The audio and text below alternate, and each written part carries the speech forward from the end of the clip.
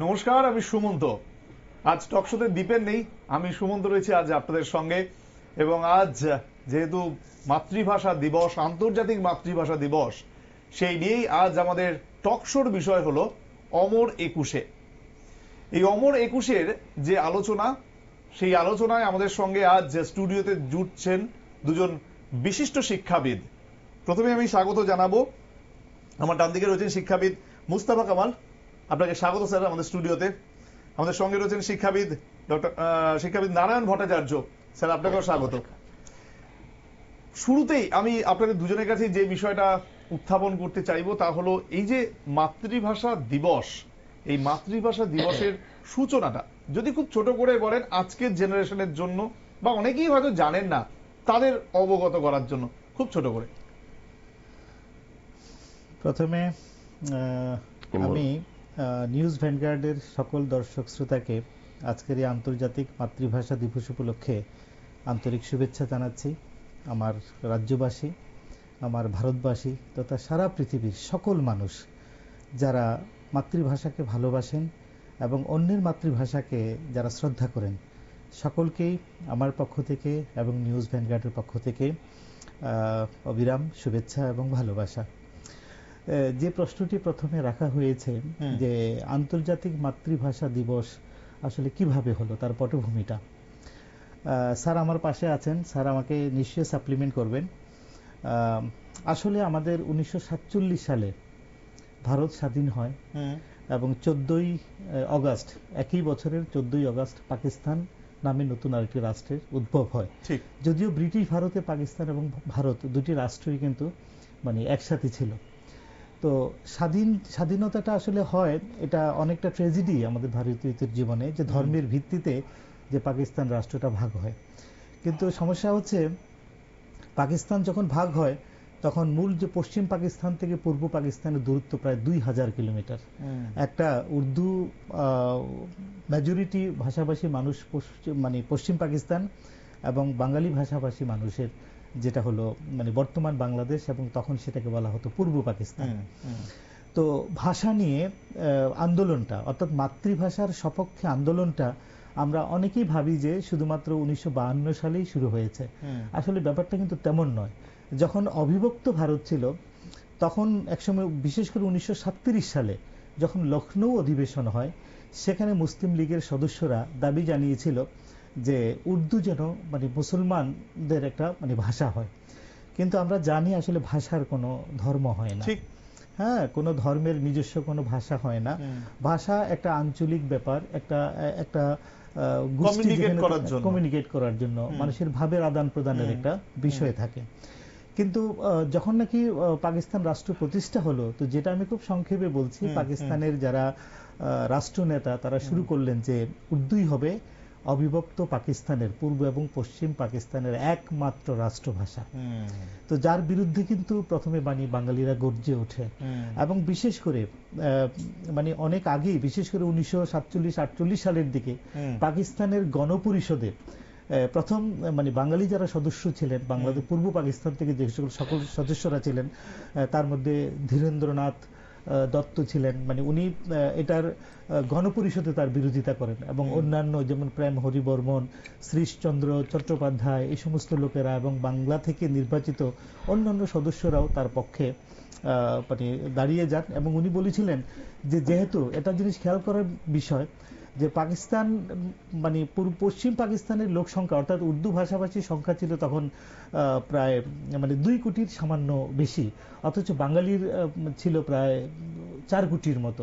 অর্থাৎ মানে প্রায় 6.5 কোটি, 6 কোটি 90 লাখ মানুষের মধ্যে তখন বাংলা ভাষাভাষীর মানুষের সংখ্যা ছিল বেশি, অথচ মেজরিটি বাংলা ভাষা না নিয়ে ওরা উর্দুকেই পাকিস্তানের একমাত্র রাষ্ট্রভাষা হিসেবে ঘোষণা করায়।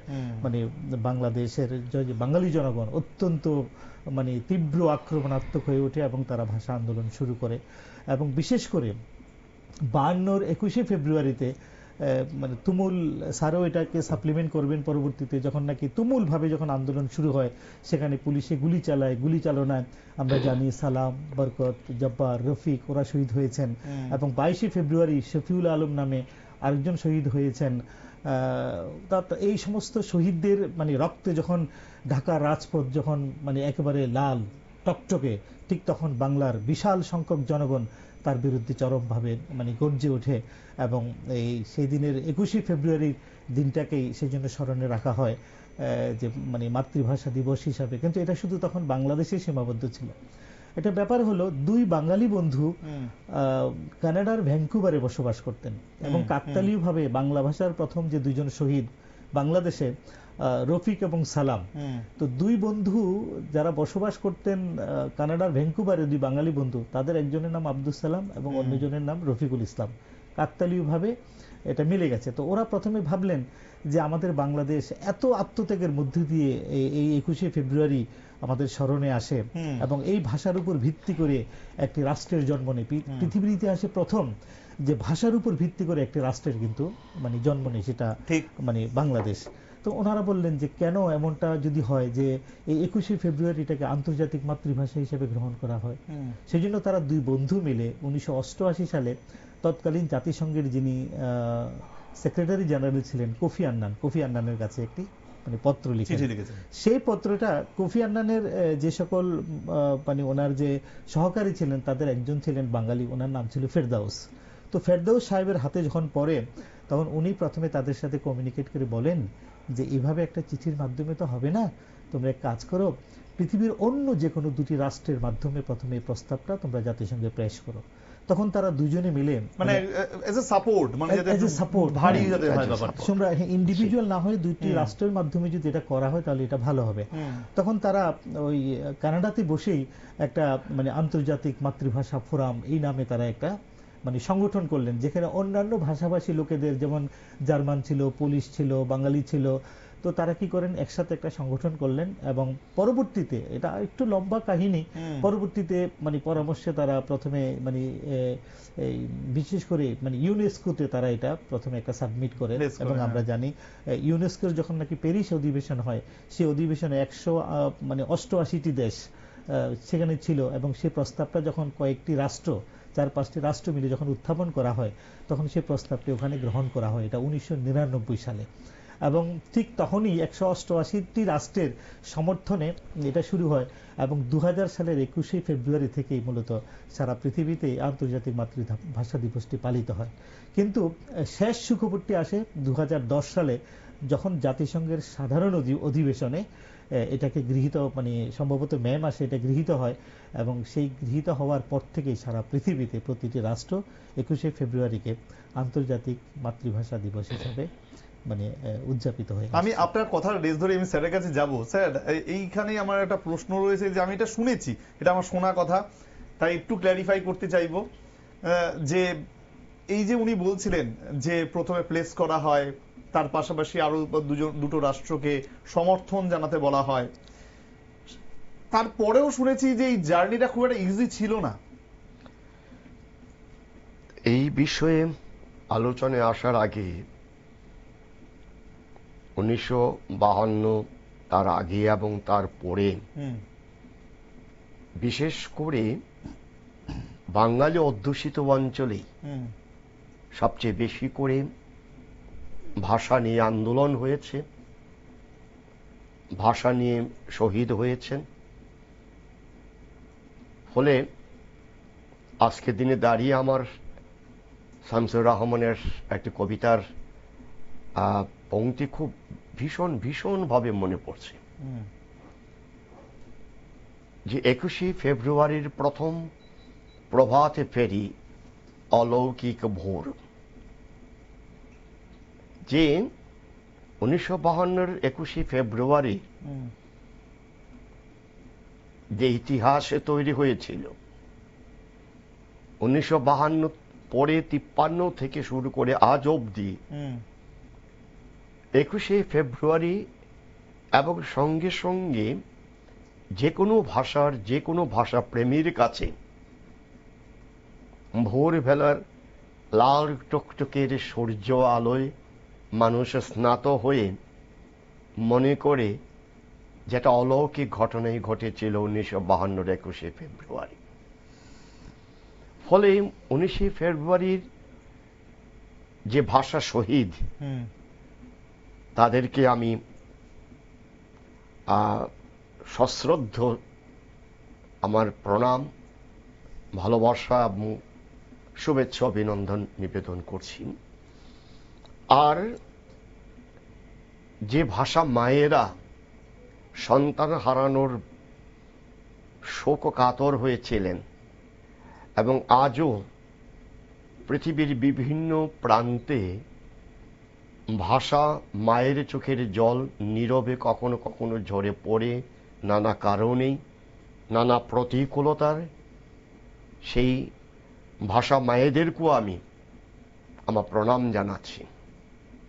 একই সঙ্গে পৃথিবীর আমার মাতৃভাষাকে অবশ্যই, কারণ রবীন্দ্রনাথের একটি কথা তো আমাদেরকে স্মরণ করতেই হবে, তোমাতে বিশ্ব মায়ের আঁচল পাতা। কাজে আমি আমাকে নিয়েই তো আর ব্যস্ত থাকতে পারি না, অথবা আমার চূড়ান্ত কিছু হওয়াটা মানি পৃথিবীর সবার চূড়ান্ত হওয়া নয়। সবার একটু একটু করে যদি চূড়ান্ত বিষয়টি ঘটে যায় তাহলে সেটাই হবে সঠিক বিষয়।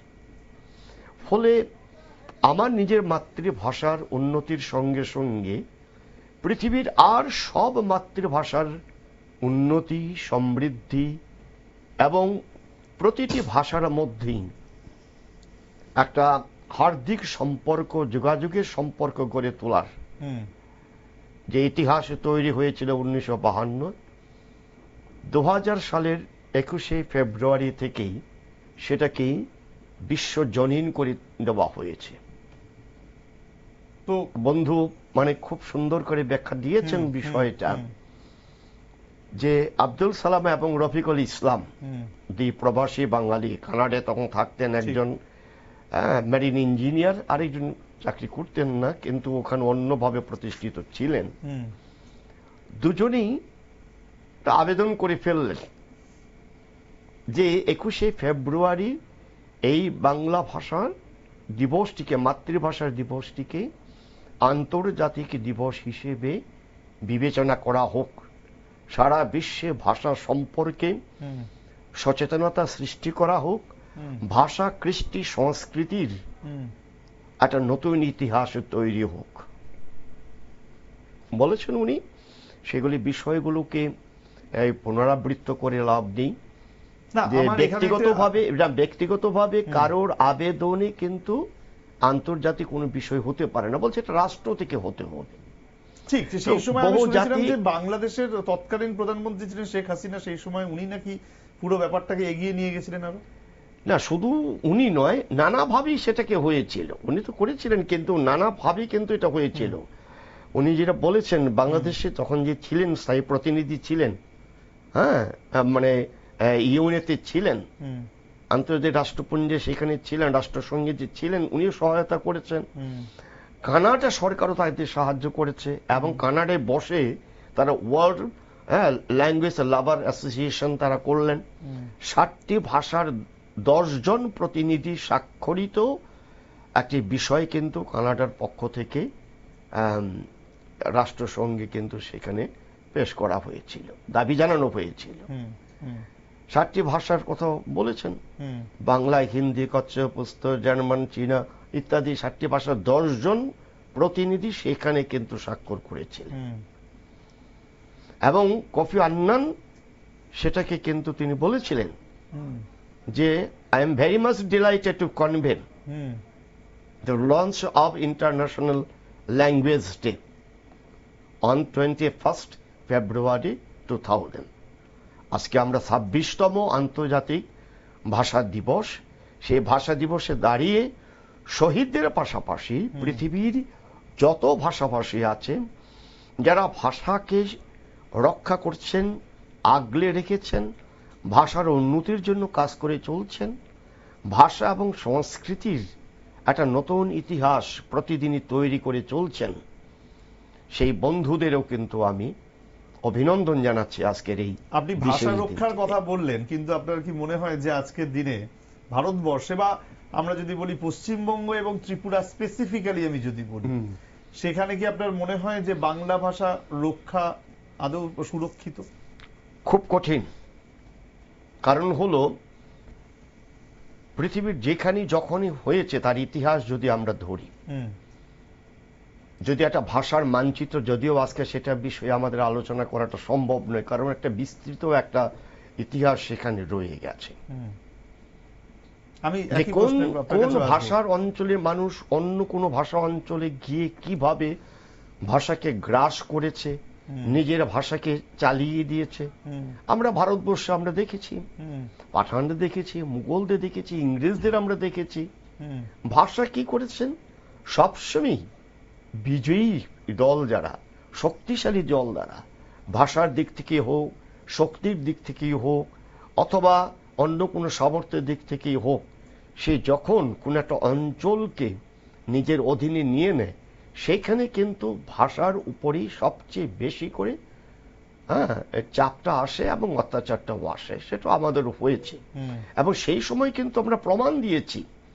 আজকে যেটা পাকিস্তান, তারপর পূর্ববঙ্গ ছিল একসময়, তারপরে বাংলাদেশ হয়েছে, সেইখানে পূর্ববঙ্গ, পশ্চিমবঙ্গ, সেখানে যৌথভাবে কিন্তু আমরা 1905 সালে বঙ্গভঙ্গ বিরোধী আন্দোলনের প্রেক্ষিতে বাংলা ভাষাকেই নিয়েই কিন্তু আমরা আন্দোলনে সামিল হয়েছিলাম। রবীন্দ্রনাথ ঠাকুর কিন্তু বাংলা ভাষাতেই সঙ্গীত রচনা করে, গান রচনা করে, এবং সেই সময় লেখক, কবি, সাহিত্যিক এবং কি চারণ কবি যারা, তারাও বাংলা ভাষায় কিন্তু সঙ্গীত রচনা করে শহর থেকে পল্লী অঞ্চলে কিন্তু বাংলা ভাষার প্রীতি, বাংলাদেশের প্রীতি, বাঙালি মানুষের মধ্যে একটা ঐক্যের যে বন্ধন গড়ে তোলা, সেই বিষয়টাকে তারা বোঝাতে পেরেছিলেন এবং সংঘবদ্ধ ভাবে তারা প্রতিবাদ জানাতে পেরেছিলেন। বঙ্গভঙ্গ বিরোধী আন্দোলন হয়েছিল। কাজে ভাষা বিপর্যস্ত যখন হয়, তখন আরেকটা ইতিহাসের জন্য কিন্তু আমরা প্রস্তুত থাকি যে ভাষা বিজয়ও কিন্তু ঘোষণা হবে। আমরা মানভূমের কথা যদি ধরি, 1936 কথা বললেন, সেখানে কিন্তু বাংলা ভাষা ভীষণ ভাবে কোণঠাসা হয়ে পড়েছিল স্বাধীন ভারতবর্ষে। কিন্তু না, আমি এই জায়গাতে আসবো, এই পয়েন্টে আসবো, আমি আপনার কাছে আসবো। আমি আপনার কাছে সেম প্রশ্ন রাখছি যে আপনার কি মনে হয় বাংলা ভাষা সুরক্ষিত এদেশে? মানে শুধু বাংলা ভাষা নয়, আমি আপনাকে একটা তথ্য বলি।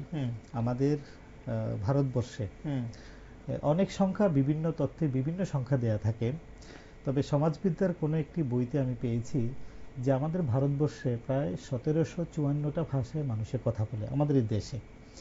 কেউ কেউ বলছেন যে এই সংখ্যাটা যদি আমরা আঞ্চলিক বা যেটাকে আমরা ডায়ালেক্ট বলি ইংরেজিতে, বা আঞ্চলিক বা উপভাষাতে যদি আমরা যুক্ত করি, তাহলে সে ভাষার সংখ্যা মানে আরো অনেক বেশি। আমাদের সংবিধান স্বীকৃত প্রায় 22টি ভাষা, যেটা 8ম শিডিউলে এটা রয়েছে, কিন্তু তার বাইরে প্রায় বললাম যেটা 1754টা ভাষায় মানুষের কথা বলে, এবং উপভাষা তার চেয়ে অনেক বেশি।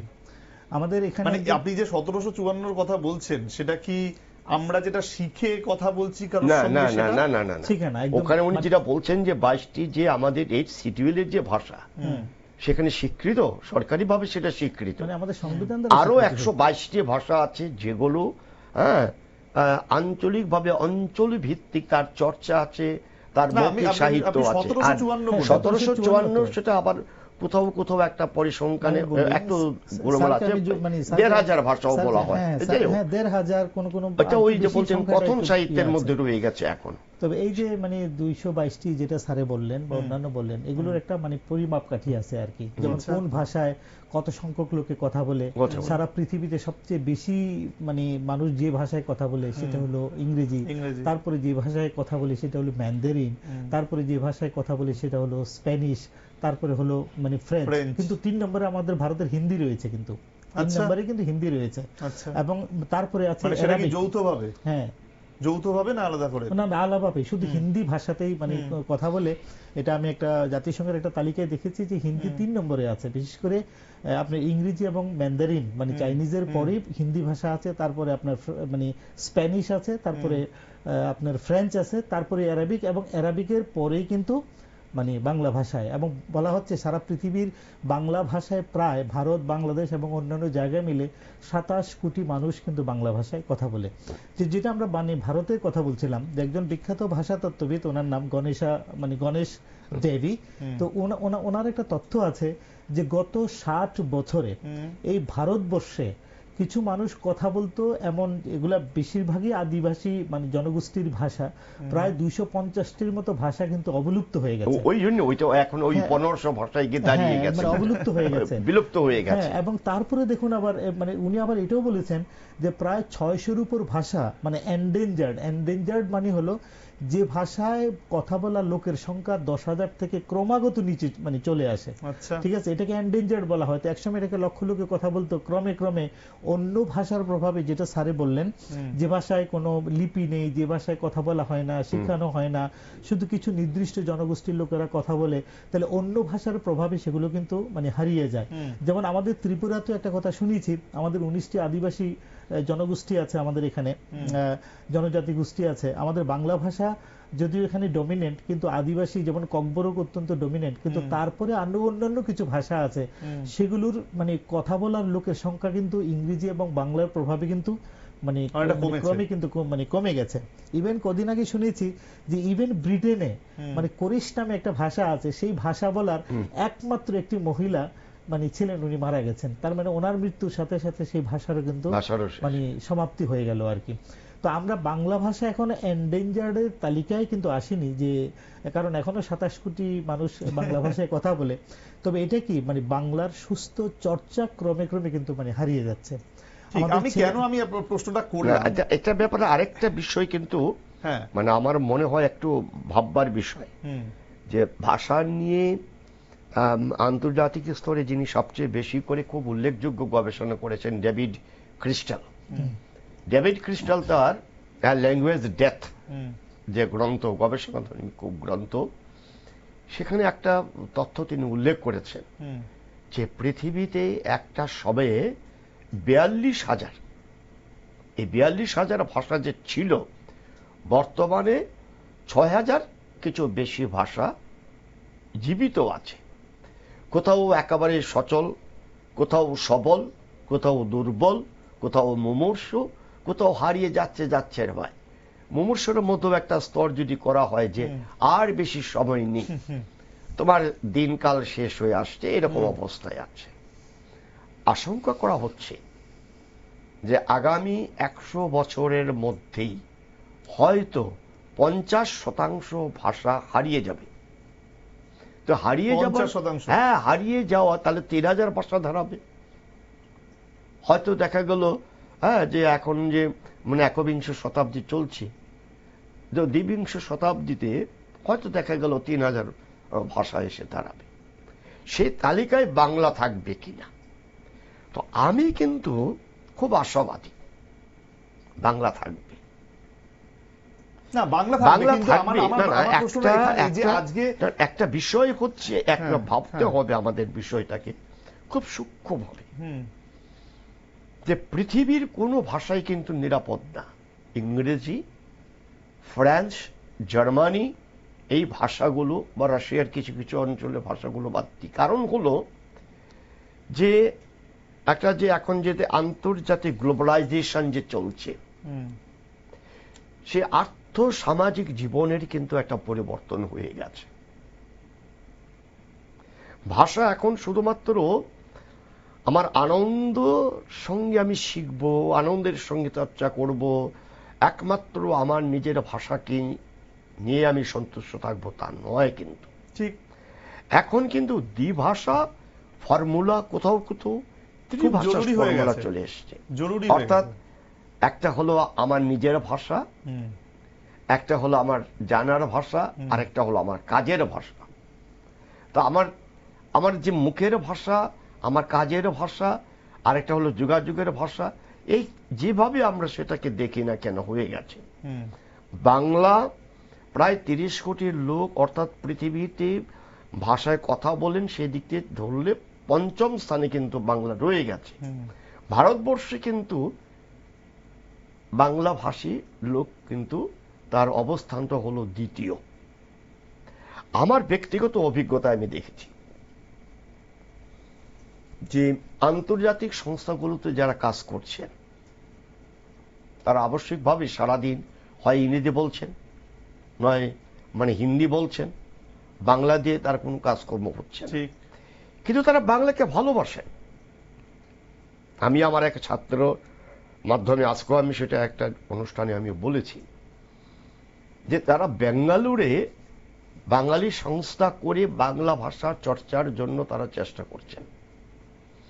আমি 2023 সালে 10ই আগস্ট লখনৌ বেঙ্গলি ক্লাবে আমাকে তারা আমন্ত্রণ করে নিয়ে গিয়েছিলেন, তারা সম্বর্ধনা দিয়েছেন যে 1893 খ্রিস্টাব্দে সে লখনৌ বেঙ্গলি ক্লাবের প্রতিষ্ঠা, এবং সেই বেঙ্গলি ক্লাবের অতুল প্রসাদ সেন ছিলেন 31 বছর তার সভাপতি।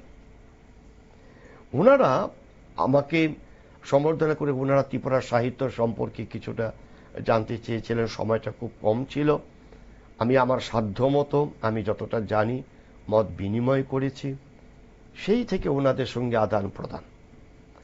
শুধু বাংলা ভাষা নয়, বাংলা ভাষা শুধু আমি জানি, কথা বলি, আমি ভালোবাসি, চর্চা করছেন তারা। কিন্তু তারা নাটক না, তারা বাৎসরিকভাবে তারা নাটকের আয়োজন করছেন। আমার ত্রিপুরা থেকেও দল যায় না, সেটা কি রেগুলার বেসিসে হচ্ছে? আমার প্রশ্নটা ওই জায়গাতে যে আজকে আমি যদি আমাদের দক্ষিণ ভারতের দিকে নজর রাখি, সেখানে কিন্তু যে দক্ষিণ ভারতে যে বিশেষ করে তামিলিয়ান তারা কিন্তু নিজের ভাষাকে এতটাই গুরুত্ব দেয় যেখানে আজকে হিন্দি ভাষাকেও কিন্তু গুরুত্ব দেওয়া হচ্ছে না, ইংরেজি ভাষাকেও তারা অনেক পড়ে। তারা নিজের ভাষাতে কথা বলতে এতটাই স্বচ্ছন্দ বোধ করে। কিন্তু আমরা কি সেই জায়গাটা মেনটেন করতে পারছি? আমি মনে করি যারা বাংলাকে ভালোবাসেন, যারা অন্তর দিয়ে যাকে বাংলাকে শ্রদ্ধা করেন, বাংলাকে তার অন্তরে তার হৃদয়ে লালন পালন করেন, তারা বাংলা কিন্তু চর্চা করছেন। অফিসে, বন্দরে, কাজের জায়গায় ইংরেজি নিচ্ছেন। অন্নদা শঙ্কর রায়ও কিন্তু বলছেন। বেশ, আমাদের কাছে সময় শেষ হয়ে যাচ্ছে স্যার। আমি মোহাম্মদ শহীদুল্লাহ কিন্তু বলছেন, শহীদুল্লাহ বলছেন যে আমরা ইংরেজকে আমরা তাড়িয়েছি কিন্তু ইংরেজিকে আমরা তাড়াবো না। বেশ, আমরা যেহেতু আমাদের কাছে সময় খুব কম, খুব সীমিত, আমরা তাড়াবো না। কারণ না, ভাষা কিন্তু গ্রহণ এবং বর্জন চলবে। ঠিক। এখন প্রশ্ন হলো বাংলা সেই তার অবস্থানে আছে কিনা, সঠিক অবস্থানে আছে কিনা, সেটা কিন্তু একটা বিষয়। ঠিক, সেটার জন্য চেষ্টা করা হচ্ছে। একাডেমি সেটা চর্চা করছে, বাংলা একাডেমি পশ্চিমবঙ্গে সেটা চেষ্টা করছেন, বাংলাদেশেও ঢাকা বাংলা একাডেমি তারা চেষ্টা করছেন বাংলাকে ওই পরিবর্তনের স্রোতের সঙ্গে মানানসই করে তার পরিবর্তনটাকে তারা কিভাবে করা যায়, গ্রহণ করা যায়, সেগুলি নিয়ে তারা সুপারিশ করছেন। এখন হলো আমার শিক্ষা নীতি, আমার কর্মনীতি, আমার আর্থ সামাজিক অবস্থা, আমার আন্তর্জাতিক যোগাযোগ, এই সমস্ত বিষয় নিয়ে আপাত দৃষ্টিতে আমি বাংলাকে ভালোবাসি, কিন্তু আমি আমার সন্তান সন্ততিকে, আমার উত্তরপুরুষকে আমি কিন্তু বলছি না যে তুমি বাংলা পড়ো। এই দ্বিচারিতাই আমার মনে হয় যে ভাষার জন্য বিপজ্জনক। না, সেটা কেন হচ্ছে সেটা আজকের দিনে দেখেন যে আজকে যেখানে মানুষ যখন চাকরি করতে যাচ্ছে, কর্মক্ষেত্র, যেটা আপনি একটু আগে মেনশন করেছেন, এই কর্মক্ষেত্রে আমাকে ইংরেজিটা বলতেই হবে, আমাকে কর্মক্ষেত্রে হিন্দিটা বলতেই হচ্ছে, একদম শিখবো। কিন্তু তারপরেও আমার প্রশ্ন, ব্যাপারটা আমার যেখানে আটকাচ্ছে, খটকায় যেখানে, সেটা হচ্ছে যে আজকের দিনে কোনো স্টুডেন্ট যখন সে স্কুলে যাচ্ছে, সেখানে গিয়ে ফার্স্ট ল্যাঙ্গুয়েজ পড়ছে ইংরেজি, সে সেকেন্ড ল্যাঙ্গুয়েজ পড়ছে হিন্দি বা বাংলা, কোথাও যদি থার্ড ল্যাঙ্গুয়েজ সেখানে ইনক্লুড হচ্ছে। আমার কাজের ভাষা আমি একটা নেব না, আমি যোগাযোগের ভাষা নেব, কিন্তু আমার মুখের ভাষাটা আমার ঠিক থাকবে, আমার হৃদয়ের ভাষা, আমার ঘরের ভাষা। রবীন্দ্রনাথ তো বলছেনই না, সরকার কি সেটাকে ইমপ্লিমেন্ট করা উচিত? ইংরেজি কেন, শুধুমাত্র প্রয়োজন হলে আমি জার্মান ভাষা শিখবো, লাতিন ভাষা শিখবো, সে তো বলে দিয়েছিল না। আমি বলতে সরকারের ভূমিকাটা কোথায় এখানে, যে এগুলো ইমপ্লিমেন্ট করা, যে আগে তোমাকে বাংলাটা শিখতে হবে। মাতৃভাষা নিয়ে সরকারের একদম উচিত যে তোমার মাতৃভাষায় হোক, দ্বিভাষা হোক, যাই হোক, প্রথম তোমাকে মাতৃভাষা, তারপর তোমাকে আন্তর্জাতিক ভাষাই হোক, অথবা রাষ্ট্রীয় ভাষা হোক, অথবা আরেকটা সমৃদ্ধ ভাষাই হোক, সে ভাষা শিক্ষা তো আমাদের সুপ্রাচীন কাল থেকে প্রচলিত আছে। বেশ, আমরা একটু এবার বাংলাদেশের দিকে যাই। আমি বাংলাদেশেও এই দিনটাকে বিশেষভাবে সেলিব্রেট করা হয়, যদি আমাদের দেশের সঙ্গে কম্পেয়ার করা হয় তাহলে বিশেষভাবে সেলিব্রেট করা হয়। এই যে আজকের দিনটা সেলিব্রেশন, সেটা এই বছর একটু অন্যরকম, রীতি ভাঙা হয়ে গেল বলা হচ্ছে। কারণ যেভাবে বাংলাদেশে সেলিব্রেট হয়ে আসছিল অন্তর্বর্তীকালীন সরকার আসার পর সেভাবে হচ্ছে না। গতকাল আমরা রাত্রিবেলা 12টার পরে যখন আমরা দেখলাম, তখন সেখানে যে ছবি বা বাংলাদেশের যতগুলো সংবাদ মাধ্যম আছে তারা যেটা তুলে ধরেছে তা হলো যে ইউনূস সাহেব এড়িয়ে গেলেন সেখানকারই রাষ্ট্রপতিকে, কারণ সেই রাষ্ট্রপতি নাকি হাসিনা সরকারের আমলে যোগ দিয়েছিলেন। এই যে আজকের দিনে বাংলাদেশে এই যে পরিবর্তনটা, আজকে যে রীতি ভেঙে ছক ভেঙে একটা কাজ করা, সেটাকে আপনারা কিভাবে দেখছেন? মানে বিশেষ করে এই দিনগুলোতে তারা কি একত্রিত হতে পারে না? আমি উনি মানে বলার আগে আমি একটা কথা, বন্ধু বক্তা একটা কথা কিন্তু বলেছেন, ভাষার সঙ্গে যদি ধর্ম জড়িয়ে যায়, ভাষার সঙ্গে যদি, উনি বলেছেন একদম শুরুতে, রাজনীতি জড়িয়ে যায়, ভাষার সঙ্গে যদি একটা সংকীর্ণ মানসিকতা জড়িয়ে যায়, এই অপমানকর ঘটনাগুলো ঘটবে। বেশ, আমি হ্যাঁ, স্যারের সাথে আমি যুক্ত হয়ে এটা বলবো আর কি, যে আমরা একটা স্বাধীন দেশের নাগরিক। বাংলাদেশ সরকার কি করছে সে ব্যাপারে আমাদের নাক গলানোর বেশি মানে প্রয়োজন নেই। তবু স্যারে বলেছেন, তবে এটা সত্য কথা, ভাষার সাথে যদি ধর্ম মিশে যায়, ভাষার সাথে যদি রাজনীতি মিশে যায়, কারণ হলো বাংলাদেশ যখন স্বাধীন হয়, আমি আপনাকে একটা কথা বলেছিলাম, বাংলাদেশের মানুষের বেশিরভাগ ছিলেন কিন্তু মানে মুসলিম, মানে ধর্মীয় কারণে তারা ছিলেন মুসলিম, অল্প সংখ্যক ছিলেন হিন্দু। কিন্তু সেখানে ধীরেন্দ্রনাথ দত্ত কিন্তু প্রথম ব্যক্তি ছিলেন যে গণপরিষদে বাংলা ভাষার সপক্ষে কথা বলেছিলেন এবং বাংলা ভাষাকে পাকিস্তানের রাষ্ট্রভাষায় মর্যাদা উন্নীত করার জন্য উনি কথা বলেছেন। তাহলে মানে এখানে মানে ভাষার সাথে ধর্মের কোনো মানে সম্পর্ক ছিল না, জাতীয়তাবাদের একদম উদার মানসিকতা নিয়ে জাতীয়তাবাদের সম্পর্ক। এবং এই ভাষাকে দুটি ভিন্ন কয়েকটি ধর্মকে বরং একসাথে ইউনাইট করতে সাহায্য করে যে কোনো একটি ভাষা এবং তার চর্চা। তো আমি যেটা স্যার একটু আগে বলছিলেন, অনেক আশার বাণী শুনিয়েছিলেন মানে ভাষার সংরক্ষণ, বিশেষ করে বাংলা ভাষাকে নিয়ে। আমি কিছু নিরাশার বাণীও শোনাই আর কি পাশাপাশি, যেটা আমাদের প্রয়োজন আর কি। সেই নিরাশার বাণী হলো মানে আপনি বলেছেন যে আমাদের দক্ষিণ ভারতে অনেক রাজ্য কিন্তু তারা একেবারে যদি না পারে তো ইংলিশে বলে, কিন্তু তাদের ভাষাটা তারা কিন্তু ত্যাগ করে। আপনি যদি রাশিয়া মেডিকেল সায়েন্স পড়তে চান, সেখানে কিন্তু রাশিয়ান আপনাকে শিখতে হবে। If you want to go for higher study even in Germany, তাহলে আপনাকে জার্মান শিখতে হবে, আপনাকে জাপানিজ শিখতে হবে, আপনাকে চাইনিজ শিখতে হবে। কিন্তু আমাদের ভারতবর্ষে যারা মানে হায়ার এডুকেশনের জন্য আসে তাদেরকে মানে হিন্দি শিখতে হয় না, কিংবা কলকাতা এলে তাদের বাংলা শিখতে হয় না, কারণ ইংরেজি দিয়ে তারা চলে। তো সংরক্ষণের যে সার্বিক যে প্রয়োজন কতগুলো ক্ষেত্র, সেগুলো কিন্তু আমরা এখনো প্রস্তুত করিনি। যেমন বাংলাদেশে 1987 সালে মানে সর্বস্তরে বাংলার প্রচলন করে এটা কিন্তু একটা আইন পাশ করেছে যে তারা সর্বস্তরে মানে বাংলাই হবে। কিন্তু আমাদের এখানে তো অনেকগুলো মানে ল্যাঙ্গুয়েজ ফর্মুলা আছে, তো সেরকম আমাদের এখানে কিছু নেই। কিন্তু আমি একটু অবাক, আমি এক সময় আমাদের একটা ত্রিপুরা রাজ্যের একটা কনভেন্ট স্কুলে আমি একটু চুক্তিবদ্ধ শিক্ষক হিসেবে কাজ করেছি। আচ্ছা, সেখানে ক্লাসের মধ্যে একটা মেয়ে আমাকে জিজ্ঞেস করে, মানে বাংলা ভাষায় একটা মেয়ে জিজ্ঞেস করে, স্যার ক্ষমা সুন্দর দৃষ্টি মানে কি? মানে সে ক্ষমা সুন্দর দৃষ্টি মানে কথাটা সে বুঝেনি। তো আমি তখনই বুঝলাম যে আমাদের বাংলা ভাষার কিন্তু পতন কিন্তু এভাবেই মানে শুরু হয়, যে স্যারে বলছেন মানে কাজের ক্ষেত্রে আমাদের ভাষা নিতে হবে। আমি যখন কোথাও কাজ করব, I need to know English as a language of communication, সেটা কোনো সমস্যা নেই। কিন্তু সেই জন্য আমি রবীন্দ্রনাথকে জানবো না, সেই জন্য আমি জীবনানন্দ দাশকে জানবো না, আমি নজরুলকে জানবো না, আমি কি জানবো না ওই আসে ওই অতি ভৈরব হরসে জলসিঞ্চিত ক্ষিতি সৌরভ রবসে দেখো ঘন গৌরবে নব যৌবনা বরসা শ্যামগম্ভীরা সরসা। আমি কি মানে এটা শিখবো না? মানে বহুদিন ধরে বহু ব্যয় করে বহু মানে ক্রোশ দূরে বহু দেশ ঘুরে দেখিতে গিয়াছি পর্বতমালা, দেখিতে গিয়াছি সিন্ধু, দেখা হয় নাই চক্ষু মিলিয়া, ঘর হতে শুধু তুই পা ফেলিয়া একটি ধানের শীষের উপরে একটি শিশির বিন্দু। আমি পৃথিবীতে যে কোনো জায়গায় যেতে পারি, কিন্তু আমার সন্তান, আমার বিদ্যালয়, হ্যাঁ, আমার যে শিক্ষা প্রতিষ্ঠান, আমার যে ক্লাব সংস্কৃতি, এগুলোর মধ্যে যদি সর্বস্তরে বাংলা ভাষা এবং সংস্কৃতির চর্চা না হয়, তাহলে একদিন হয়তো বা সময় আসবে যে পৃথিবীর একটি বৃহত্তম ভাষাগুলোর অন্যতম হয়েও 27 কোটি মানুষের বাংলা ভাষা মাতৃভাষা হওয়ার পরেও কখনো এন্ডেঞ্জার ল্যাঙ্গুয়েজের তালিকায় আমরা কিন্তু চলে আসতে পারি। ঠিক ঠিক না, আমি যেহেতু তথাকথিত কিছু বিদ্যা মানে ডিগ্রি নিয়েছি, শিক্ষিত কিনা আমি বলতে পারি না, তো সেখানে আমার মনে হয় আমরা ওই আশাবাদী হয়ে প্রচারটা করতে হবে যে আমাদের শিক্ষিত সমাজ থেকেই সেই দাবিটা আসতে হবে, আমাদের অন্তর থেকেই সেটা মানে আসবে এবং সেটা সবার মধ্যে সঞ্চারিত করে দিতে হবে। না, বাংলা মা প্রতিষ্ঠিত আছেন, বাংলা ভাষা সবসময় বিজয়িনী থাকবেন, এই প্রত্যাশাটুকু প্রচার করতে হবে। কারণ একটা কথা তো খুব সত্যি, ভাষা কিন্তু কোনো শিক্ষিত মানুষ সৃষ্টি করেনি।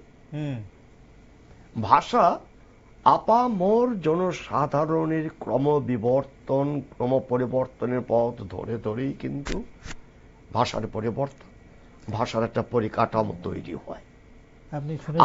আমরা যারা শিক্ষিত আছি, তথাকথিত আমরা শিক্ষিত বলে দাবি করি, বিদ্বান বলে দাবি করি, আমরা ভাষার সঙ্গে নানা ধরনের ভেলকিবাজি খেলা করতে পারি, কিন্তু একেবারে সাধারণ মানুষ যারা মানে পল্লীবাসী আছেন, যারা নগরের বাইরে আছেন, অধিকাংশ মানুষ এখন তারা কিন্তু নিজের ভাষাকে সবচেয়ে বেশি করে ভালোবাসেন। কেন? তার সংস্কৃতির মধ্য দিয়ে। আমরা যখন সংস্কৃতি ভুলে যাচ্ছি নগর জীবনে, আমরা ভাষা ভুলে যাচ্ছি। ভাষা যখন ভুলে যাচ্ছি, আমার সংস্কৃতিকে আমি ভুলে যাচ্ছি। কারণ ভাষা শুধুমাত্র কতগুলো কথা নয়, আমার বাকযন্ত্রকে ব্যবহার করে আমি কিছু শব্দ উচ্চারণ করার কৌশল জানলাম, ভাষা শিক্ষা লাভ করলাম, সেই ভাষা নয়। ভাষা হলো একটা সংস্কৃতির একটা প্রতিরূপ। আমার ভাষার কথা যদি বললেই অন্ধ বাউলের কথা আসবে, আমার বাংলার কথা বললেই আমার মেঠো পথের কথা আসবে, ধানের শীষের কথা বললেন সেটা আসবে, কুয়াশা ভেজা শিশিরে ভেসা সেই শিউলি ফুলের প্রসঙ্গ আসবে, পিঠে পুলির কথা আসবে, রমজানের কথা আসবে, আমার দুর্গাপূজার কথা আসবে, আমার 12 মাসে 13 পার্বণের কথা আসবে, আমার রবীন্দ্র জন্ম জয়ন্তীর কথা আসবে, আমার নজরুলের কথা আসবে, আমার এই জীবনানন্দ দাশের রূপসী বাংলার কথা আসবে, যে প্রতুল মুখোপাধ্যায় কিছুদিন আগে প্রয়াত হয়েছেন, যে বাংলায় গান গাই, বাংলার গান গাই, এই যে কথাগুলো এসেছে, সেগুলো কি কথা, নাকি শুধুমাত্র গান গেয়ে শ্রোতাদের প্রশংসা পাওয়ার জন্য গানটা তৈরি করেছেন? এই গানের মধ্যে কিন্তু তার সংস্কৃতির একটা অনুরাগ, একটা জাতি সত্তার একটা পূর্ণ বিশ্বাস, একটা আস্থা এবং ঐতিহ্যের প্রতি তার যে সম্মান বোধ, সে সমস্ত কিন্তু এই গানের প্রতিটি শব্দের মধ্যে লুকিয়ে আছে। আপনি কিছু বলছিলেন? হ্যাঁ, বলছিলাম এটাই আর কি। এখন এই সমস্যার মধ্যে আমাদের কি করা উচিত? এই জায়গাটা আসলে মানে আমরা বলবো, আপনি স্যারে আপনার বাড়িতে, আমার বাড়িতে, আপনার নিজের বাড়িতে, আপনি আমরা কি দেখেছি কখন আমাদের সন্তানরা যখন কনভেন্ট থেকে আসে, এসে গুড মর্নিং পাপা, গুড মর্নিং মম, আমরা খুব মানে গর্ববোধ করি। কিন্তু আমাদের সন্তানটা কি কখনো শুভ সকাল মা, শুভ অপরাহ্ন, আমরা শুভ বিকেল, শুভ সন্ধ্যা, শুভরাত্রি, এই কথাগুলো কিন্তু আমাদের থেকে হারিয়ে গেছে। শুভরাত্রি শব্দটা থেকে গেলেও আমার মনে হয় যে শুভ অপরাহ্ন আর কেউ বলে না, শুভ সন্ধ্যা কেউ বলে না। সেজন্য আমি ব্যক্তিগতভাবে সেটা আমি প্রচারের জন্য বলছি না, সকালবেলার দিকে কথা বলে আমি কিন্তু সুপ্রভাত, আবার কেউ যখন বলে ভেরি গুড মর্নিং, আমি কিন্তু বাংলায় আবার বলে দেই অত্যন্ত সুপ্রভাত। হ্যাঁ, আন্তরিকভাবে সুপ্রভাতই বলি। কারণ ওই যে বললাম, শিক্ষিত মানুষ হিসেবে আমার একটা দায়িত্ব রয়ে গেছে। সেই দায়িত্বটা আমার কাছে, আমার জন্য। কেন? আমার সংস্কৃতিকে আমার বাঁচিয়ে রাখতে হবে। কারণ ভাষার জন্য তো টুসু সত্যাগ্রহ হয়েছিল। এই কথাটা খুব কম জায়গাতেই আছে। আমি একটা জায়গায় পড়তে পড়তে আমার মনে হয়েছে যে অসাধারণ। কি বললেন? যে টুসু পূজা, যেই আমাদের যে পৌষ সংক্রান্তির দিন যে টুসু পূজা করা হয়, টুসুকে সাজিয়ে সেখানে বসানো হয়, টুসুকে নিয়ে গান করে মহিলারা, সেটাও আমাদের শস্যের দেবতা হিসেবে তাকে পুজো করা হয়। তোষ দিয়ে সেই বেদিটা তৈরি করা হলে নাম টুসু। মানভূমে সেটা হয়েছে। টুসু সত্যাগ্রহ 1 মাস তারা বাংলা ভাষার প্রতি প্রীতি, বাংলা ভাষাকে যারা দাবিয়ে রাখার চেষ্টা করছেন তাদের বিরুদ্ধচারণ করে তারা গানগুলো রচনা করেছিলেন। 1 মাস তারা টুসু সত্যাগ্রহ করেছিলেন। পুলিশ নিষেধ করেছে। টুসু যেদিন বিসর্জন হয় দশমী ঘাটে, তারা সেই টুসু সত্যাগ্রহ করে যে গানগুলো রচনা করেছিলেন সেই গানগুলো গাইছিলেন। তারা পুরুষ মহিলা সবাই গাইছিলেন, যদিও সেটা মেয়েলি ব্রত, সেটা হয়নি। তো এই যে আমার সংস্কৃতিকে অবলম্বন করে কিন্তু আমার ভাষাকে বাঁচিয়ে রাখতে হবে।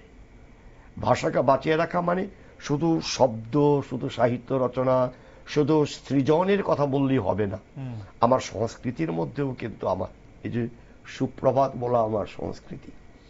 হ্যাঁ, যেমন একটি ছোট ছেলে, আমি তাকে বলে দিলাম, আচ্ছা আঙ্কেল, হ্যাঁ বলো, অমুকের বাড়িটা, বলে আচ্ছা ওই যাও 2টো বাড়ি পরে, থ্যাংক ইউ। আমি একদিন বলেছি, দাঁড়াও, তুমি আমাকে যে থ্যাংক ইউ বললে, কেন বললে বলো তো? না আপনি বলে দিয়েছেন। তাহলে বলেছে, বলে হ্যাঁ খুব খুশি হয়েছে, খুব ভালো হয়েছে, ঠিক আছে ঠিক আছে। নানাভাবেই তো বলা যায়, তুমি বলতে পারো না? আর তুমি আঙ্কেল বলছো কি? আঙ্কেল তো মামা হয়, কাকা হয়, যেটা হয়, পিসে, সবই তো আঙ্কেল। আমি কোন আঙ্কেল? বলো আমি কোন আঙ্কেল? তবে আমার মনে হয়েছে এইভাবে বোধ হয় আমাদের এগোতে হবে। বেশ, আমাদের খুব সন্তর্পণে আন্তরিকতার সঙ্গে নিজের ভাষার প্রতি প্রথম দরদটা আসুক, তারপরেই আন্তর্জাতিক স্তরে আমার দরদ আমি অন্য ভাষার প্রতি ছড়িয়ে দেব। কারণ কোনো ভাষাকেই কিন্তু আমি খাটো করতে পারি না, না শ্রদ্ধা করব না। কারণ আন্তর্জাতিক সুসম্পর্কের উপরেই কিন্তু আবার আন্তর্জাতিক একটা নতুন একটা সংস্কৃতি কিন্তু তৈরি হবে।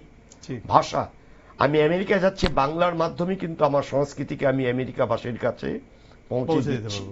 তাহলে ভাষা আর সংস্কৃতি সমার্থ, আর সংস্কৃতির মধ্য দিয়ে ভাষাকে, ভাষার মাধ্যমে সংস্কৃতিকে রক্ষা করতে হবে। তো সংস্কৃতি অনেক ব্যাপক বিষয়। বেশ, আজকে আমাদের সময় একেবারে প্রায় শেষ, আর মাত্র 2-3 মিনিট পড়ে রয়েছে। আমি একটু কনক্লুশনে আসবো, এবং কনক্লুশনে আমি আপনার কাছ থেকে একটা লাইনের মধ্যে জাস্ট বলুন যে কাল থেকে কি করব। মানে এটা কোনো পরীক্ষার আগে টিপস নয় ডেফিনেটলি, বাট এটা শুধুমাত্র তাদের জন্য যারা আজকের দিনটাকে সেলিব্রেট করলেন, তাদের জন্য কি করা উচিত? দেখুন, কালকে থেকে আমাদের যেটা শুরু করা উচিত, আমাদের কাজের বেলায় যেটা আমরা করব সেটা অন্য ব্যাপার, আমাদের প্রফেশনাল লাইফের জন্য। কিন্তু আমাদের একটা ব্যক্তিগত জীবন আছে, আমাদের একটা পারিবারিক জীবন আছে, আমাদের একটা সামাজিক জীবনে আছে।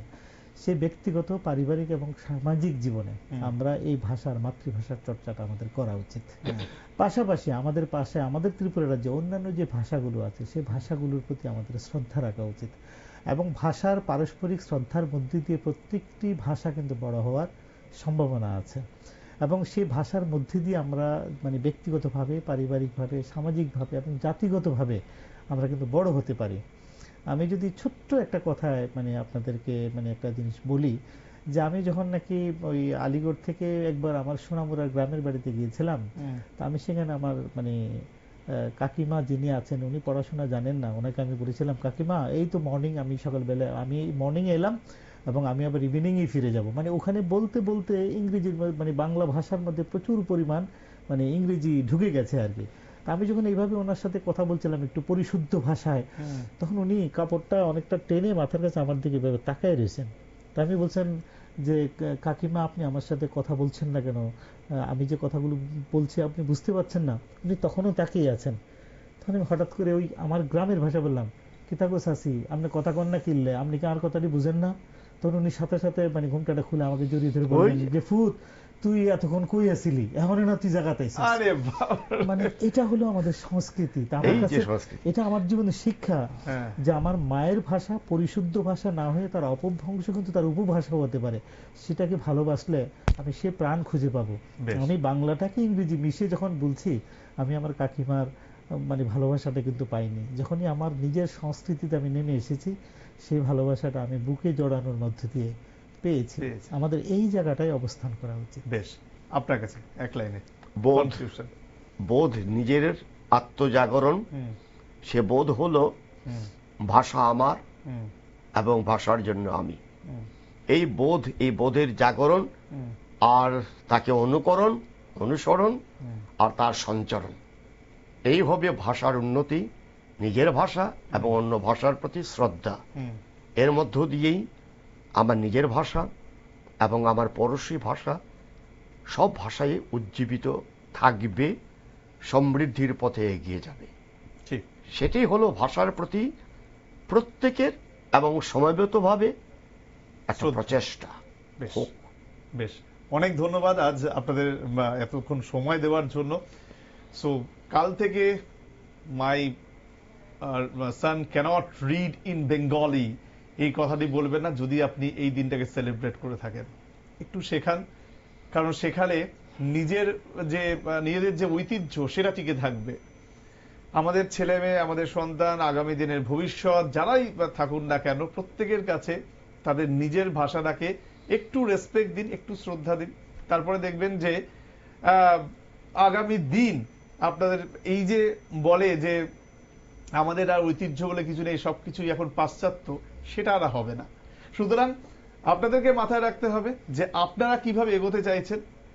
এতক্ষণ ধরে আমাদের দুজন অতিথি যেমনভাবে বলছিলেন, এবং বহু ইতিহাস হয়তো আজ আপনারা জানলেন, কোথা থেকে কি হয়েছে না হয়েছে, কেন এই দিনটাকে সেলিব্রেট করা হয়, উদযাপন করা হয় বিশ্বজুড়ে। এবং বাংলা ভাষার জন্য কিন্তু আজকে সব ভাষা আজকের দিনটাকে আন্তর্জাতিক মাতৃভাষা দিবস হিসেবে পালন করছে।